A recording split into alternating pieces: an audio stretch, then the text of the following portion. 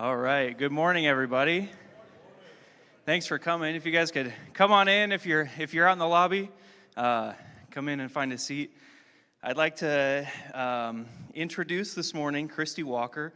She is our missionary from Berlin, Germany. We've been supporting her for a long time. I don't know how long, but she's one of the very best that we have, and she's going to tell you guys about some opportunities in Berlin and really all across Europe this morning. So if you guys could give it up for Kristi Walker. Thanks, Seth. Yeah, I don't know if you said I'm one of the best or the best. I was a little confused by that. The best that they have or one of the best that they have? Anyways, just kidding. It is so good to be with you this morning, Valley Church. It is just a pleasure. And I work in Berlin, Germany as a missionary, and I've been there for 20 years. It'll be 20 years in April. So going on 20 years. And I can't believe that. You're supposed to be thinking right now, boy, she doesn't look that old. If you're thinking that, bless you. Pastor Brett just preached about, if you weren't here for the first service, you'll hear it soon. But he just preached about, or at least ended the sermon by talking about saying yes to God, saying yes to Jesus, right? And actually, I just went down and talked to the kids about the same thing. And I'm going to talk to you about the same thing for a second, by way of just a personal testimony. I grew up in the Midwest for a little bit, grew up in Iowa, and then moved to Pennsylvania and took German in high school. Went to a Bible college in Pennsylvania because God was already, since childhood, calling me to missions. And at the Bible college that I attended, I heard a speaker at a missions conference who had been a missionary to Germany. And God just continued to use little things like that to cause me to take notice of the country of Germany.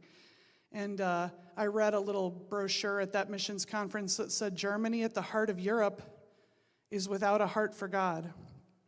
98% is unreached and unsaved. The land of the Reformation, the Protestant Reformation, is in need of regeneration or rebirth. And I just remember praying as an 18-year-old and saying, God, if you could use me to make it 97%, I'll go. You know, and so when I was 20, I took a missions trip over there, and it just didn't go well, you know? I might have had some romantic notions in my head from watching The Sound of Music too many times, but when I finally took an actual missions trip, I was homesick, I was lonely. It just rubbed me wrong, like that whole being away from family. And I came home, and I kind of did the opposite of what Pastor Brett just talked about. I came home and I went, I'm not sure anymore. That was really hard. And I kind of came up with a creative yes. Like, I know I can't really say no to God. I'd grown up in the church, right? You can't do that and get away with it. What, have you not read the book of Jonah? You know? So I prayed, I had this creative yes. I prayed and said, God, I'll go. My answer is yes, if you'll give me a husband to go with me. Is that a true yes? No. It's a yes with a condition on it. I'll go if. I'll serve when. Have you ever done that? Otherwise, it's too scary. God, you got to do something for me in order for me to do something for you. Or are we just saying, yes, Lord, period? I know you'll take care of me, right? And a passage God used in my heart was John 21, where after Peter denies Christ 3 times, Jesus asks him at breakfast one morning. Go look it up, John 21. They're eating breakfast, and Jesus says to him, Simon, which would have stung a little bit because he already gave him that epic nickname, Peter, the Rock. He said, Simon, do you love me more than anything else? And remember, Simon had already denied him 3 times. And you see Simon's answer in that text. He says, "Yes, Lord, you know that I love you." And Jesus says, "Feed my sheep." And I think what Jesus is saying is, prove it. And then he asks him a second time, "Simon, do you love me?" And he says, "Yes, Lord, I love you. Prove it." 3 times this happened, ironically. 3 times. How many times did Simon deny the Lord? 3 times. You know, he goes on to prove it. If you turn the page, you're in the book of Acts. Acts chapter 2, he's filled with the Holy Spirit, preaches a sermon, 3,000 people get saved. Prove it, Peter. And that's what God was saying to me. Kristi, I know you love me, but do you love me more than anything else? Your family, your friends, your comfort zone, your desire to be married? Prove it. Do what I've asked you to do. Obey the Great Commission, which is not an option to be considered for disciples, is it?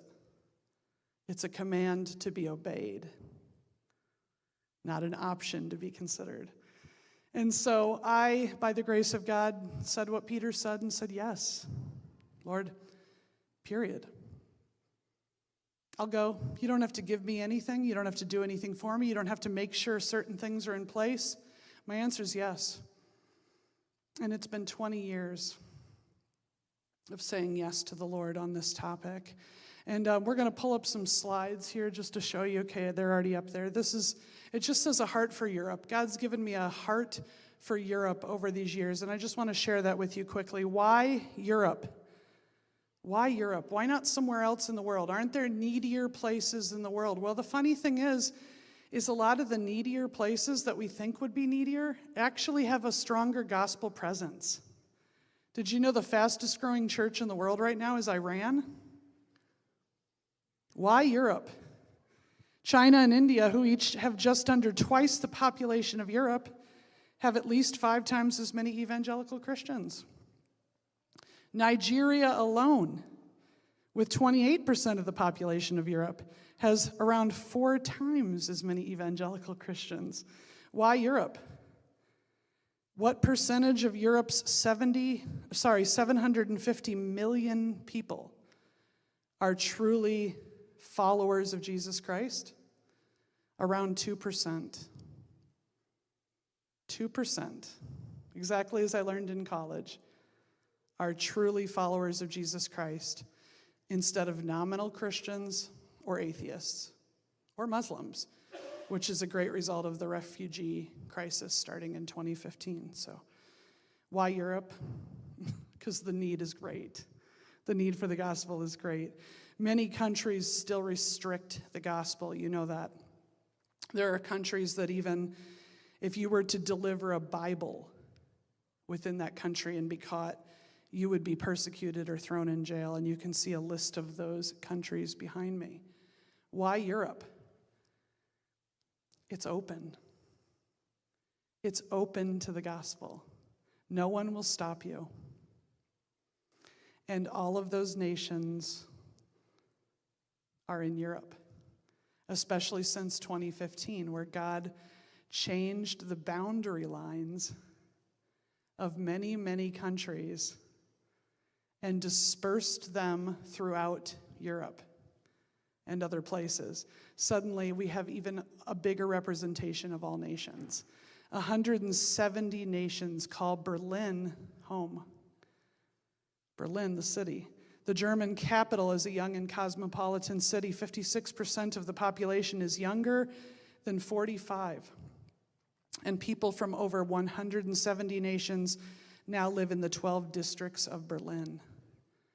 And God has called our church in Berlin to, our little tagline or motto is, present Christ to the nations in Berlin. That's what we do. We're an English-speaking international church. And our mission is to present Christ to the nations in Berlin. And 170 of them are represented, so no problem, okay? Who we are and what we do. you'll see a picture there of Crossway Church. That's our, we could say, mother church in Berlin. Crossway Church is about 22 years old. I came when it was about 2 years old. And for the first 17 years, I was the church's youth director. And since giving that over to someone else, I have gone into an internship ministry, which I'll talk about in a second. But Crossway Church has since, in these 22 years, hired a national pastor, hired their own youth pastor, and planted a church. Oh, also, and this is really excites me, we've sent our first missionary. We sent our first missionary, a German young lady. We sent her to Jordan, to the Middle East. That was so exciting for us. So good things are happening in Berlin. And I don't know, a lot of you don't know that you support this ministry, but today you do, right? Today you've been made aware of this. You support this ministry. I hope that makes you feel good, that some of your givings are going to reach the nations in Berlin, Germany. Our church planted a little church. It's little because it's a baby, in the neighboring town of Potsdam. And that church is also outgrowing its building already. So God is doing some really exciting things, and you can see both of those pictures here. What I do, in addition to missions in Berlin, I mentioned that I was the youth director for 17 years. 17 years is a long time, by the way. I just got tired of planning youth events. If you've ever been in youth ministry, it's a lot of work. It's a lot of work. I still love the teenagers, but I just got really tired.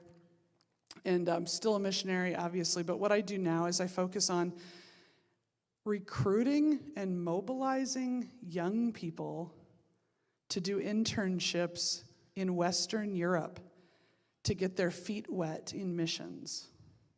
That's what I do now. So I'm seeing young people all over the room. If you're here and you're young, like 18 to 28, 18 to 30, somewhere in there, okay? And you would love to do an internship in Western Europe. Germany's not your only option. We have internships available in almost all the countries in Western Europe, no matter which language you want to use, immerse yourself in. Talk to me, please, talk to me, because we can maybe help you get started on one of the greatest adventures of your life. That's what I'm doing right now. This is the next slide. It's just a picture of some of our recent interns in Berlin. In Berlin, we have around 4 to 8 interns every year right now. And they come and they serve for 3 months, which is as long as you're allowed to serve on your passport. You can be in Europe, some of you know that, on a passport for up to 90 days without a visa. And so we bring young people over for the longest amount of time we can without a visa, and we allow them to just get involved in missions in whatever way God has uniquely crafted them, and gifted them. And so if it's church planting, we just let them try all sorts of things, including refugee outreach, outreach to Berlin's prostituted women, all sorts of things are going on in Berlin. And so again, if that speaks to you, please talk to me today. I'll be out in the foyer for, a few minutes between the services. And then finally, I don't have a lot of time today. I just want to say thank you. Again, I'm here to answer your questions, so feel free to talk to me today. There's prayer cards out in the foyer on a little round table, which enables you to email me, okay? You can grab one of those. You can email me. Pastor Brett knows exactly how to get in touch with me if you have serious questions about missions. It doesn't have to happen today. You can email me. We can set up a video chat. It does not have to be today. I just wanted to put your mind at rest there. If you're like, I didn't get time to talk to her, but I really wanted to, we can always do that, okay? And I'm here for that. That's what I do right now. I have a heart for Europe, and I want to see this next generation go and reach the nations.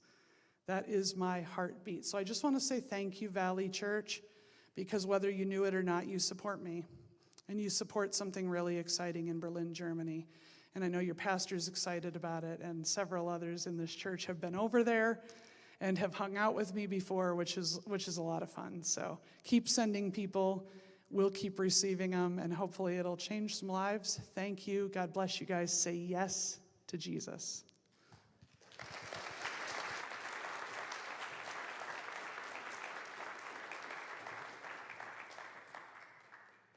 Thanks, Kristi. Appreciate it. I'm one of the ones who have been over with Kristi. I've seen her heart for these interns. I hung out with the interns that were in the top left, but I don't know that I've seen a more clear calling than seeing Kristi in her field. By many accounts, we are best friends, just to throw that out there. But if you have a child or if you know someone that would be a good candidate for this internship program, please get with her. That's why she's here.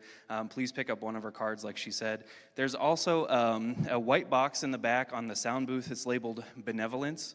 If you feel called to financially give to Kristi today, God will bless it if you give to her. So just drop it in that white box. We'll get it to Kristi.